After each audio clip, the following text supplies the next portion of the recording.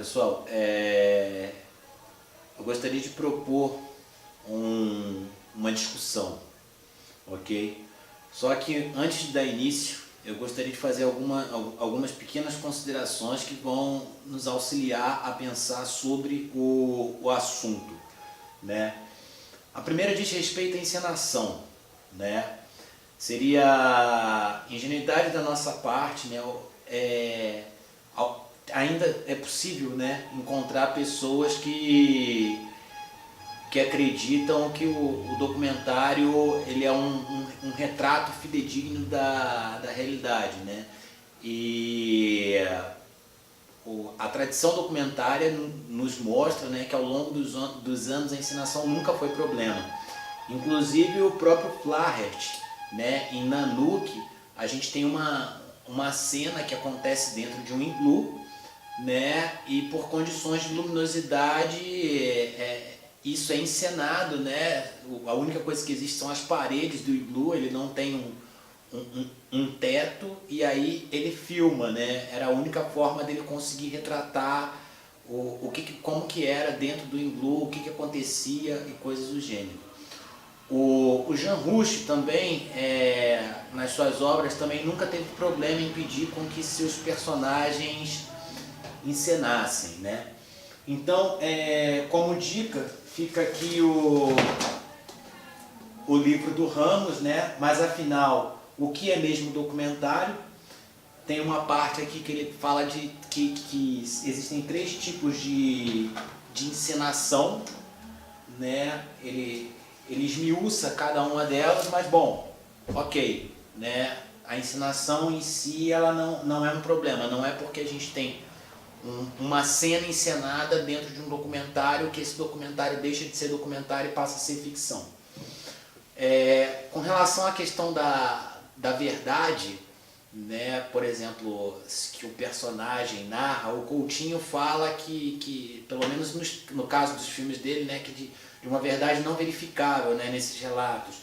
Mas o Deleuze ele tem uma proposta interessante, que é a verdade do encontro, né? Quando você tem a imagem em câmera, quando você tem um sujeito com uma câmera que grava o encontro, né? Então, isso é interessante, né? A verdade do encontro. Ok.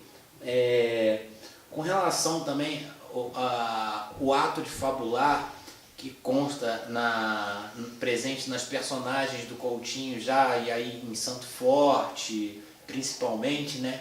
A questão da fabulação. Do fato de um personagem fabular não quer dizer que se trate de uma invenção. Por quê? Porque a fabulação está ancorada numa memória, ok? Aquilo não é uma invenção. Então, quando um personagem está ali num processo de fabulação, de metamorfose, né? Que ele recorre à memória, né? Mas não é uma invenção, ok?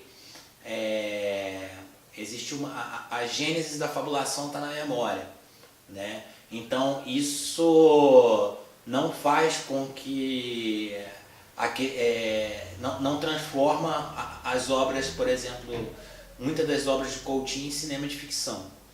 Tá? O Bernadet também, ele tem um texto que ele trata, por exemplo, da questão da migração de imagens, né? Que você está ali trabalhando num filme e você pega uma imagem de um outro documentário e migra, né? Você pega aquilo e usa na sua montagem, ok?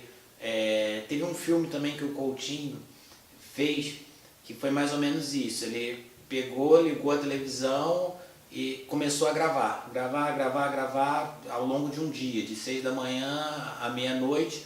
Depois ele pega ele seleciona algumas passagens e monta um filme único, exclusivamente com imagens gravadas da televisão. Tá? Considerando tudo isso, a questão que eu proponho, e que não é uma questão minha, eu li isso em algum lugar e quero refletir mais sobre isso, eu não me recordo onde que eu li, mas a questão considerando todo o nosso aparato tecnológico, né? Eu me pergunto se a gente pode, né, fazer um documentário sem o referente da imagem câmera, né? E isso é importante. Se eu posso, valendo-me, por exemplo, de outras coisas, recorrer, por exemplo, ao cinema de animação